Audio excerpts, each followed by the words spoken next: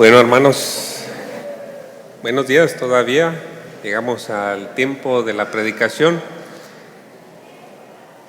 Como ustedes notarán, todavía sigo un poco enfermo. El día viernes me hice la prueba de COVID y de dengue y salí todavía con positivo y activo de dengue. Entonces, si se enfermó la semana pasada de COVID, no fue mi culpa. A alguien más le contagió. Entonces, de ahí pues ha venido mucha debilidad en el cuerpo y todavía ahorita un poco de agitación y cansancio y debilidad. Así que nuevamente les ruego que me escuchen con paciencia y nos pongamos en las manos de Dios para que su gracia supla toda carencia que mi persona o por mi debilidad no pueda cubrir. Vamos, por favor, al pasaje de Mateo capítulo 6. Y ahora estamos con la quinta petición dentro de la oración modelo que nos dejó nuestro Señor. Mateo capítulo 6, versículo 12. Cuando usted lo encuentre, por favor, acompáñeme poniéndose de pie. Vamos a leer la palabra de Dios y después pedir su bendición para este mensaje. Dice Mateo 6:12: y perdónanos nuestras deudas, como también nosotros perdonamos a nuestros deudores. Vamos a orar, hermanos. Padre Celestial, podemos llamarle así gracias al perdón que nos ha sido dado en Cristo Jesús. Ahora, Padre, queremos pedirle que nos enseñe no solamente a orar, pero a entender y a vivir lo que este versículo nos enseña. Señor, me parece que es algo tan importante y me siento avergonzado, Señor, de que mi capacidad no pueda estar a la altura de expresar debidamente y con el debido fervor la importancia de este versículo para nuestras vidas, Señor. Pero ruego, Señor, como su palabra nos dice, que el bien y la misericordia nos seguirán todos los días de nuestra vida, que así nos persiga hoy, Señor, su misericordia, supliendo las carencias y ayudándonos a entender este gran tema del perdón y de la comunión con Dios. Ayúdenos, Señor. Confiamos que así lo hará y nos ayudará en esta hora. Para la gloria de su nombre y en el nombre de Cristo Jesús lo pedimos. Amén. Puede tomar su lugar.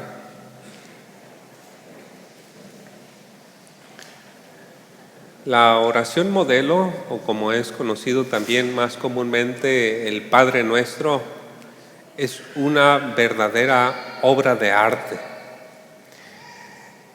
En una manera muy profunda, muy precisa y muy breve, nuestro Señor le enseñó a sus discípulos cómo orar, pero de una manera magistral.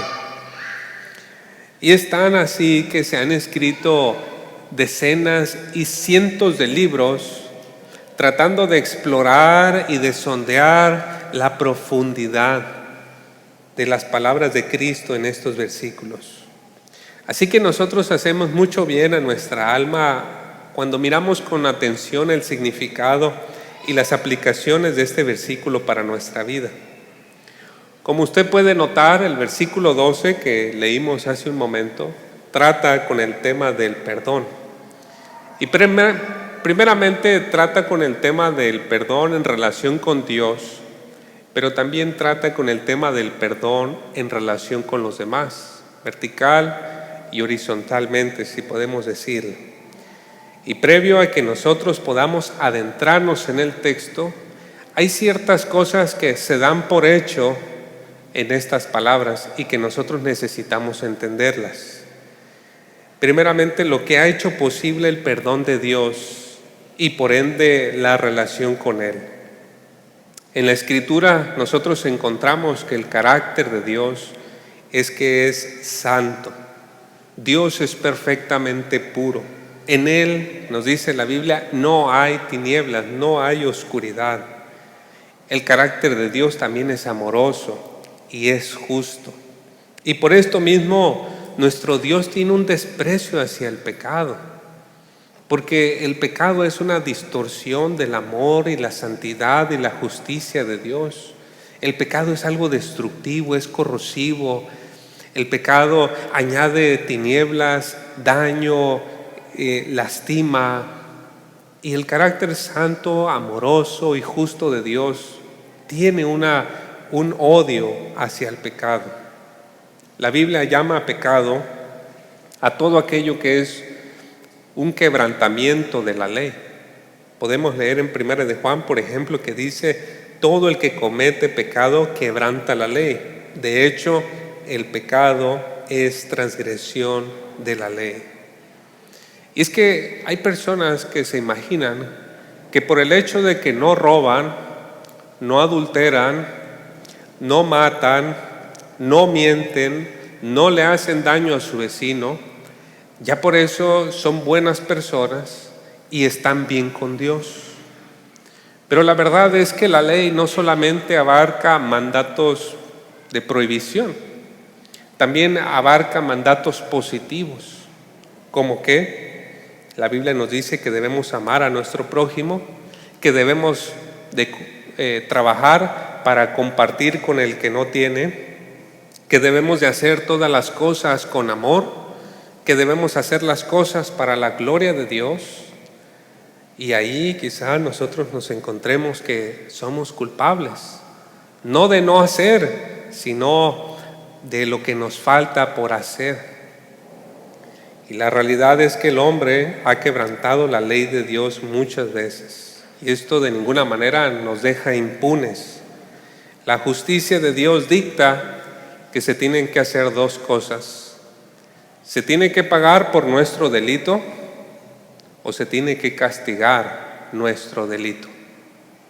En cuanto al castigo, la Biblia dice que habrá un juicio final en el cual todos los pecadores serán condenados eternamente en un lago de fuego. Apocalipsis 20, del 11 al 15, usted puede buscarlo en casa y leer cómo se describe ese día del juicio.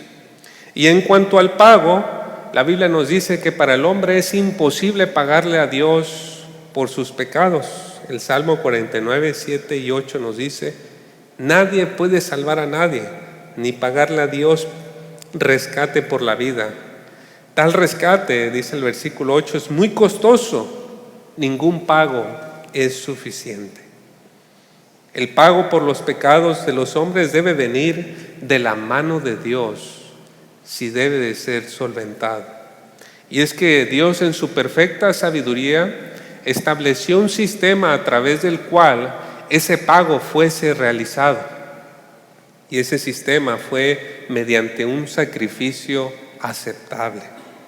Y la única persona que calificaba para hacer ese sacrificio aceptable, ciertamente no era un toro, no era un borreguito, no era un chivo. Por muy limpio y por muy preparado que fuera, todo eso solamente figuraba a una persona: Jesucristo. En Tito 2:14 nos dice que Él, hablando de Jesucristo, se entregó por nosotros para rescatarnos de toda maldad. Y también en Efesios 1:7, hablando de Jesucristo, nos dice que en Él tenemos la redención, el pago de nuestra deuda, la redención mediante su sangre, refiriéndose a esa muerte en la cruz de nuestro Señor Jesucristo, el perdón de nuestros pecados. Jesucristo, Dios hecho hombre, el único sin pecado, se ofreció a morir en la cruz para pagar en nuestro lugar nuestra deuda. Y si usted considera que sus pecados aún así no han sido tan graves a lo largo de su vida, solo voltee y mire la cruz y dése cuenta que en esa cruz tuvo que morir un inocente en una forma humillante y cruel para pagar por sus pecados. Así de grandes son nuestros pecados, que tuvieron que merecer el castigo de nuestro Señor Jesucristo. Y cabe aclarar algo, hermanos: el perdón de los pecados es también la salvación de los pecados.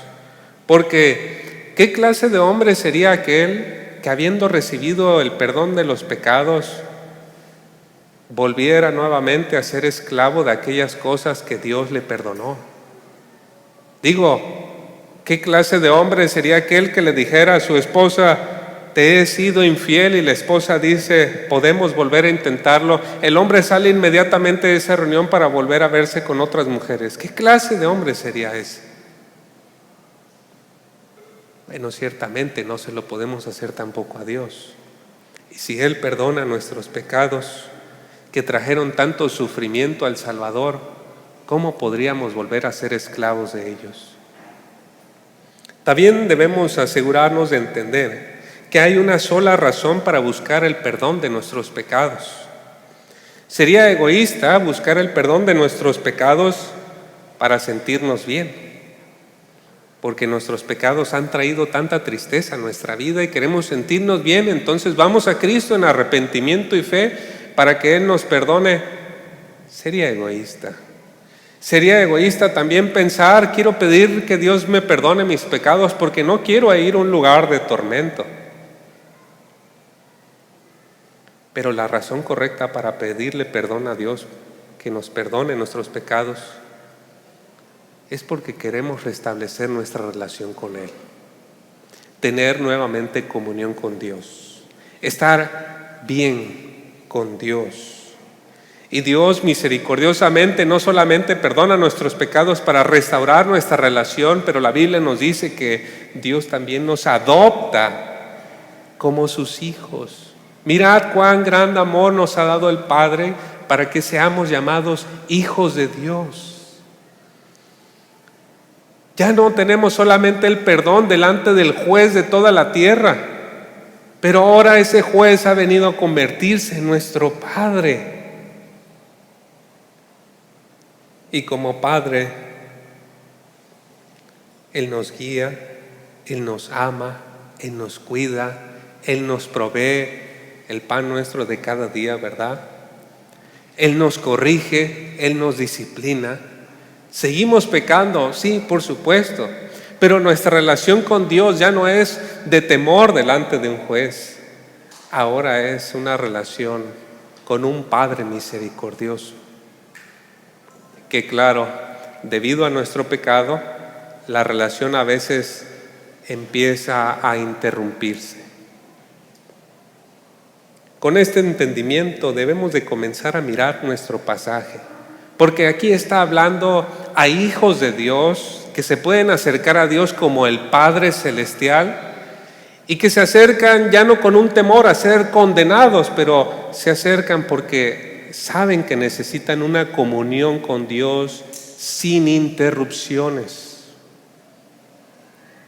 Y es así como nos acercamos entonces Mateo 6:12, que nos dice: y perdónanos nuestras deudas, como también nosotros hemos perdonado a nuestros deudores.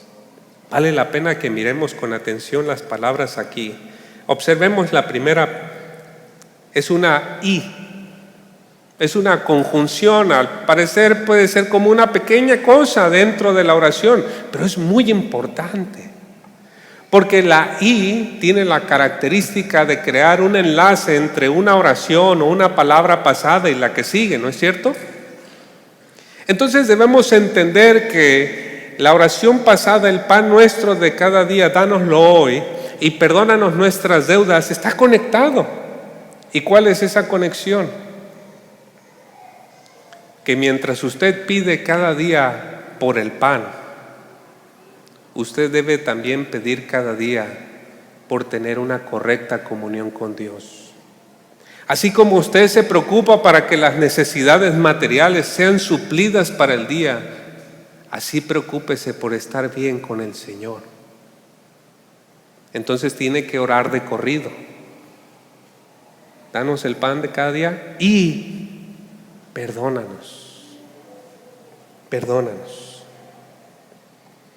Cuando las relaciones con nuestros familiares, amigos y hermanos se ven afectadas, por lo general las relaciones se vuelven solamente formales, ¿no?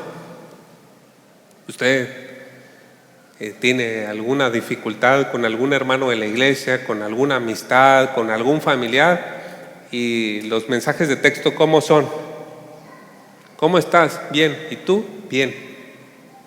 Todo muy formal.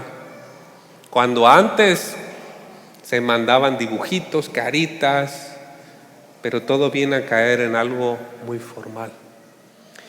Y tal es el caso a veces en los matrimonios donde se han lastimado durante tantos años que las personas viven juntas, pero no están revueltos, como dicen.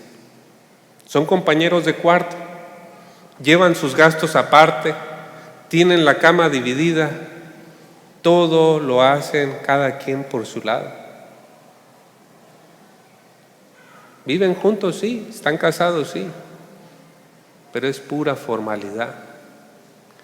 Y si esto lo extrapolamos a la relación con Dios, lo que sucede es que una persona que no busca constantemente la comunión con Dios se empieza a volver una persona formal.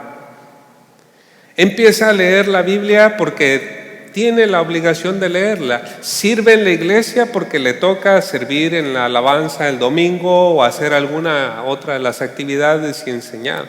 Habla de Cristo porque sabe que eso es lo correcto. Trata de no vivir una vida de tanto desenfreno porque sabe que no es bueno. Pero todas estas cosas sin comunión con Dios, sin ir como Enoc caminando con Dios.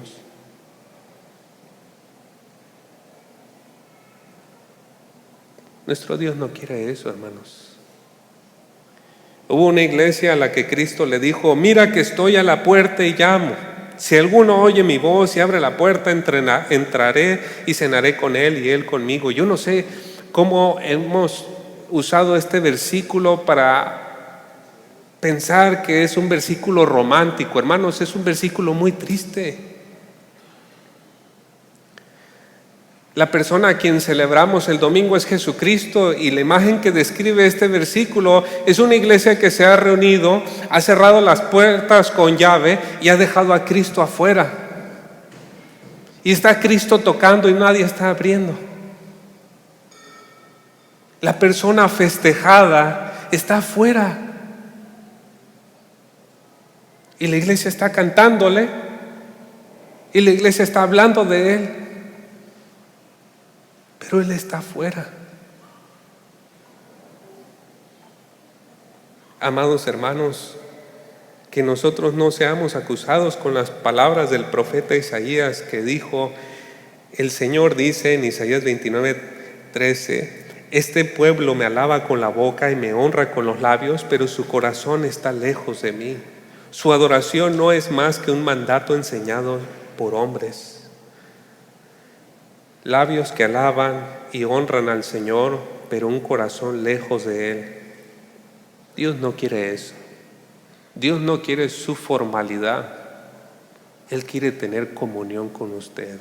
Él quiere caminar con usted. Que usted experimente que Dios es vivo, es real, y que Él va a su lado. Nuestro Señor nos enseñó a orar así: y perdónanos nuestras deudas, Mateo 6:12, como también nosotros hemos perdonado a nuestros deudores. Noten ustedes, hermanos, que aquello que se pide en esta oración es que se perdonen las deudas. Esto no quiere decir que no haya pecado, que no se habla del pecado, sino que se deja ver un matiz del pecado. Y esto es que el pecado deja a la persona en una deuda con la parte ofendida. Si usted daña la reputación de una persona, una buena reputación, usted está en deuda por devolverle el honor a esa persona. Y si usted peca contra Dios, usted contrae una deuda con el Señor. Cabe señalar que existen ciertos pecados que por su gravedad contraen una mayor deuda con Dios. Los pecados del rey David, por ejemplo, requirieron una confesión pública. En Salmo 51:4 nos dice: contra ti y solo contra ti he pecado, he hecho lo que es malo delante de tus ojos. Quedará demostrado que tienes razón en lo que dices y que tu juicio contra mí es justo. David estaba sufriendo las consecuencias de su pecado. Había participado en la muerte de un inocente, había tomado a su mujer previamente, cosas horribles, y lo había mantenido todo en secreto. Y Dios estaba castigándolo con la salud y seguramente en muchas cosas, y la gente estaba mirando al rey David y preguntaba: ¿por qué le está sufriendo así? ¿Por qué está tan seco este hombre? ¿Por qué se está desvaneciendo y está todo su ser tan desgastado? Y David no confesaba.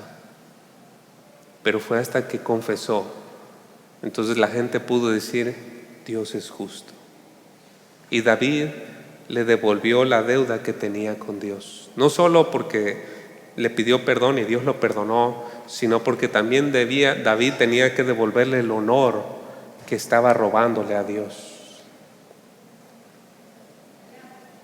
Y hermanos, a veces nos aferramos más a nuestra reputación, a veces nos aferramos más a nuestra comodidad, a nuestro placer del pecado, cuando eso nos está alejando de Dios. Cuando David lo expresó, él fue libre. Y así nosotros, hermanos, tenemos que buscar la comunión con Dios en una manera valiosa. Debemos apreciar tanto nuestra comunión con Dios que si hay algo que la puede interrumpir, eso nos perturbe en gran manera. Volvamos otra vez a Mateo 6:12. Y perdónanos nuestras deudas, como también nosotros hemos perdonado a nuestros deudores.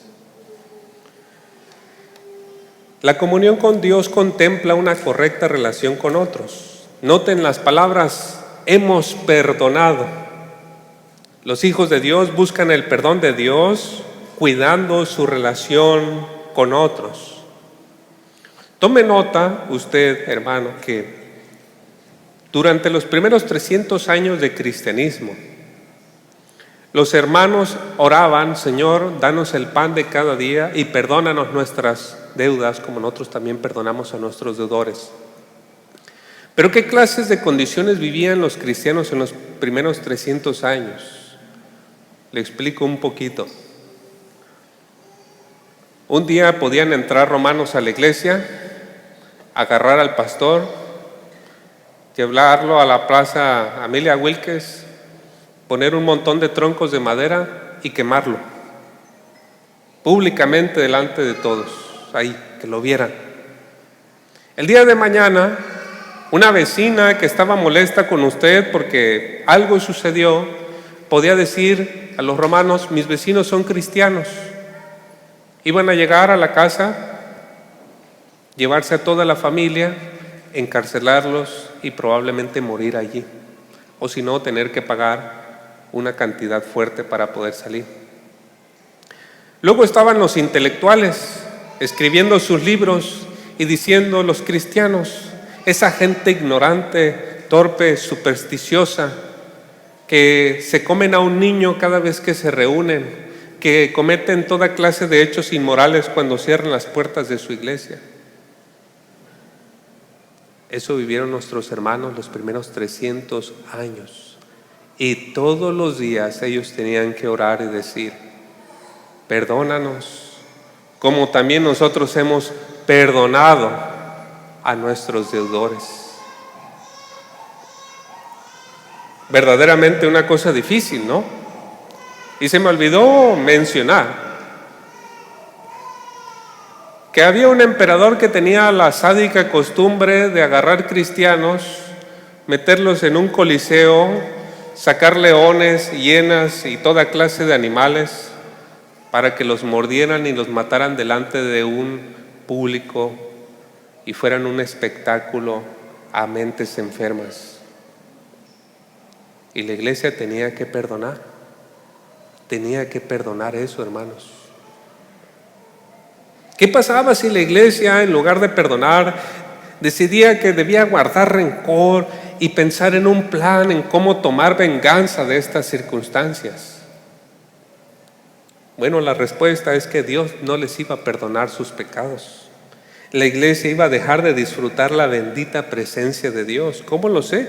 Pues el comentario de nuestro Señor, unos versículos adelante, Mateo 6, 14 y 15, nos dice: porque si perdonáis a los hombres sus transgresiones, también vuestro Padre Celestial os perdonará a vosotros. Y aquí dice: pero si no perdonáis a los hombres, tampoco vuestro Padre perdonará vuestras transgresiones. Uno se pregunta, hermanos, ¿de dónde le salían fuerzas a nuestros hermanos para perdonar estas cuestiones tan horribles que sucedían? ¿De dónde les surgía la capacidad de poder perdonar así? Yo creo que habían dos cosas muy importantes: un entendimiento correcto del perdón de Dios, en primer lugar, y en segundo lugar, la obra sobrenatural del Espíritu.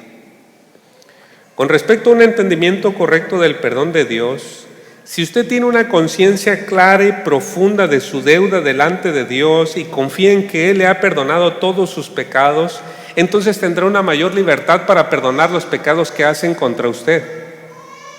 ¿No es cierto? Pero si usted piensa que, bueno, su deuda con Dios solamente fueron unos pecaditos que dijo cuando se robó un chicle de la tienda, ¿verdad? Y Señor, pues soy un pecador por eso que hice, y solamente contempla sus pecados como una cosa pequeña, cuando alguien venga y le lastime a usted va a querer cobrárselo y el doble. Pero si usted tiene una conciencia profunda de su maldad delante de Dios y alguien viene y le lastima, usted va a tener una mayor disposición a perdonar. ¿No es cierto? Cristo lo ilustró con una parábola muy interesante. Usted la va a recordar. En Mateo 18, del 23 al 35, dice: por eso el reino de los cielos se parece a un rey que quiso ajustar cuentas con sus siervos. Al comenzar a hacerlo, se le presentó uno que le debía miles y miles de monedas de oro. Como él no tenía con qué pagar, el Señor mandó que lo vendieran a él, a su esposa y a sus hijos y todo lo que tenía para así saldar la deuda. El siervo se postró delante de él. Tenga paciencia conmigo, le rogó, y se lo pagaré todo. El Señor se compadeció de su siervo, le perdonó la deuda y lo dejó en libertad. Al salir aquel siervo, y uno se lo imagina caminando bien contento y feliz, ¿verdad? Se encontró con uno de sus compañeros que le debía 100 monedas de plata. Lo agarró del cuello y comenzó a estrangularlo. Págame lo que me debes, le exigió. Su compañero se postró delante de él. Ten paciencia conmigo, le rogó, y te lo pagaré. Pero él se negó. Más bien fue y lo hizo meter en la cárcel hasta que pagara la deuda. Cuando los demás siervos vieron lo ocurrido, se entristecieron mucho y fueron a contarle a su señor todo lo que había sucedido. Entonces el Señor mandó llamar al siervo. Siervo malvado, le increpó, te perdoné toda aquella deuda porque me lo suplicaste. ¿No debías tú también haberte compadecido de tu compañero así como yo me compadecí de ti? Y enojado su señor, lo entregó a los carceleros para que lo torturaran hasta que pagara todo lo que debía. Así también mi Padre Celestial los tratará a ustedes, a menos que cada uno perdone de corazón a su hermano. Quiero decir algo aquí que la parábola no enseña. La parábola no enseña que se puede perder la salvación. No hay que mirar la parábola en un sentido teológico, sino en un sentido práctico. Y en el sentido práctico, esta parábola nos desafía a mirar cuán grande fue nuestra deuda delante de Dios y en comparación cuán pequeñas son las deudas que otros pueden contraer contra nosotros. Si no consideramos cuán grande fue nuestra deuda delante del Señor, corremos el riesgo de agarrar a nuestro hermano y estrangularlo y decir: págame lo que me debes. Y entonces el carcelero llamado amargura, el carcelero llamado resentimiento, el carcelero llamado soledad, va a venir y lo va a castigar a usted una y otra vez por días, meses, años, hasta que le arruine la vida. Es un carcelero cruel. Y hermano, hermana, ¿cuánto daño le hace a usted, a su alma, a su familia, a toda la iglesia, que usted no perdone? Usted debe saber que nadie le va a devolver lo que le quitaron. Y si esto le causa molestia, debe saber también que usted no está ayudando a su situación dirigiendo su enojo contra otros. Porque cuando somos víctimas, no nos damos cuenta que también estamos teniendo un problema delante de Dios si no perdonamos. Y empezamos a dirigir nuestro enojo contra cualquier persona que diga: estás haciendo algo mal. Si usted no perdona, hermano, hermana, el carcelero va a seguir torturándole. Cuando yo era congregante en esta iglesia, había líderes maravillosos, personas, familias maravillosas. Pero en su momento llegaron a tener un desacuerdo con el pastor. Y no lograron solucionar ese problema.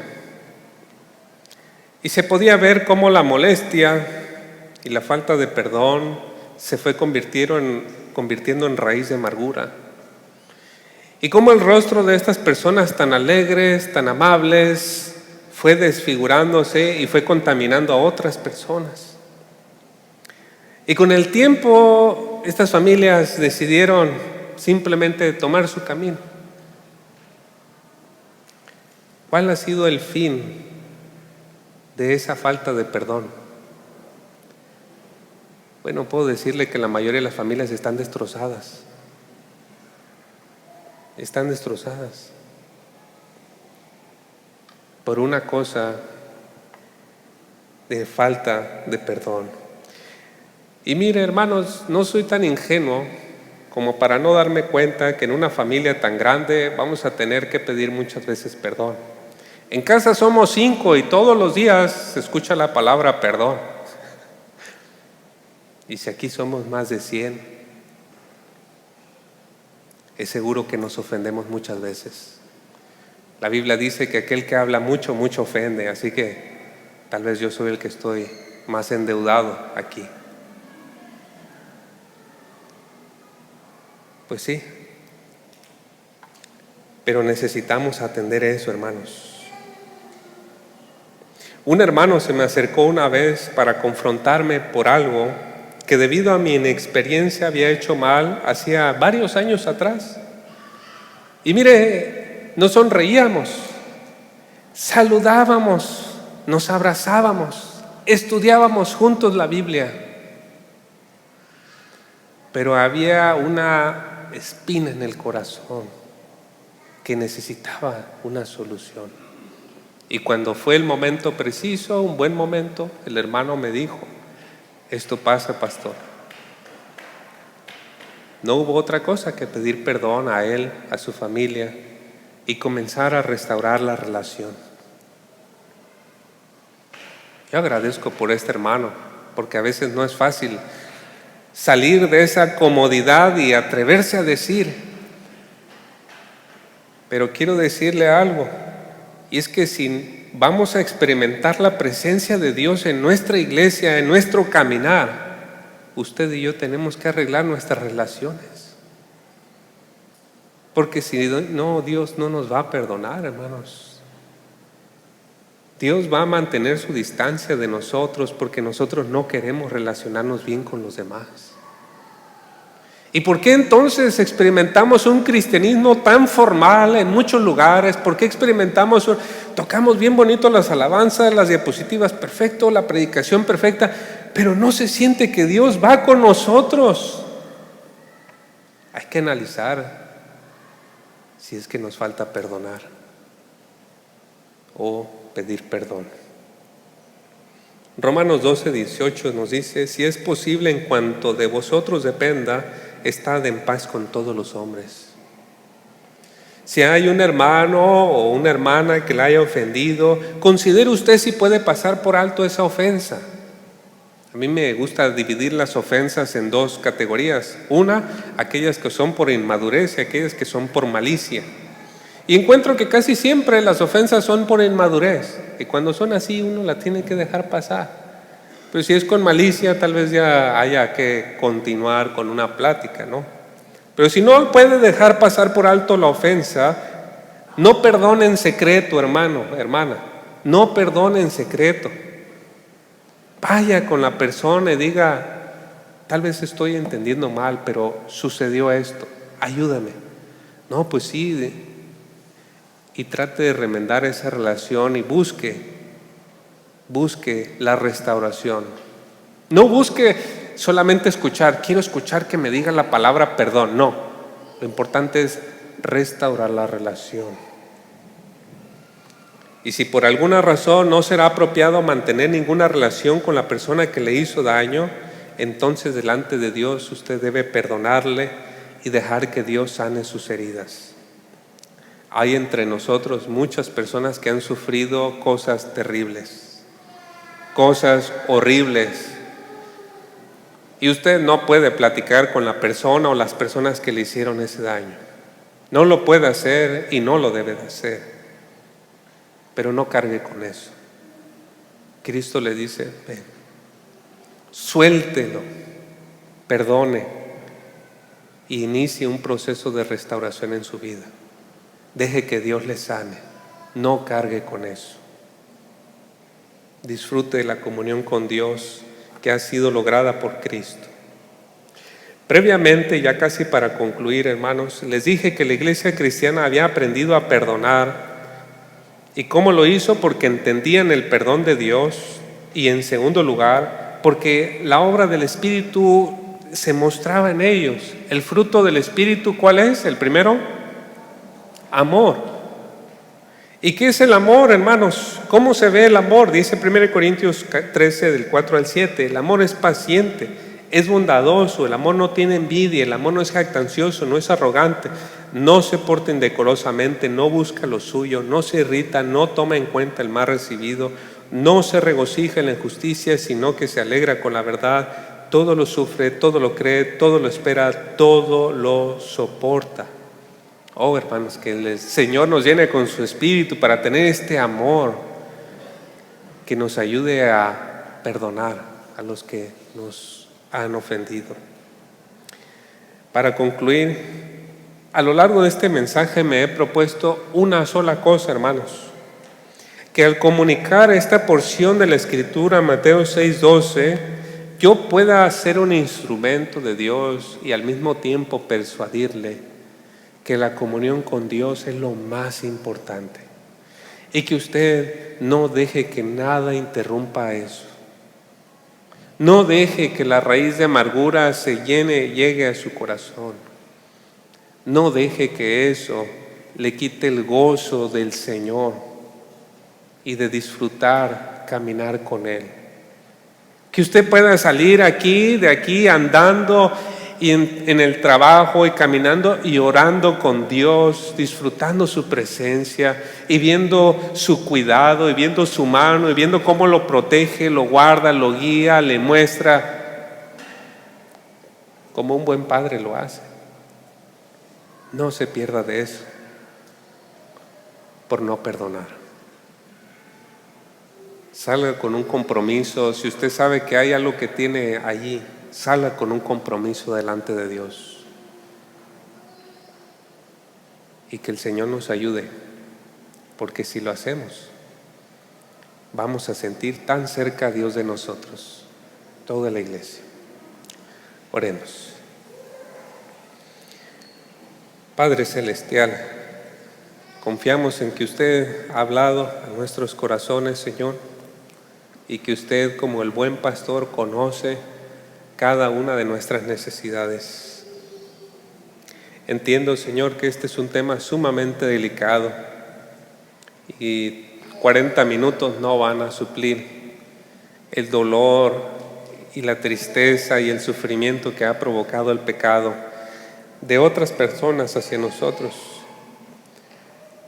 Pero rogamos a usted, Señor, que es el que perdona, el que limpia, el que sana y que restaura, que comience a hacer esa obra en nosotros y nos ayude, en cuanto dependa de nosotros, estar en paz con todos. Por favor, Señor, queremos tener comunión con usted. En el nombre de Cristo Jesús. Amén. Gracias, hermanos, y el Señor les bendiga.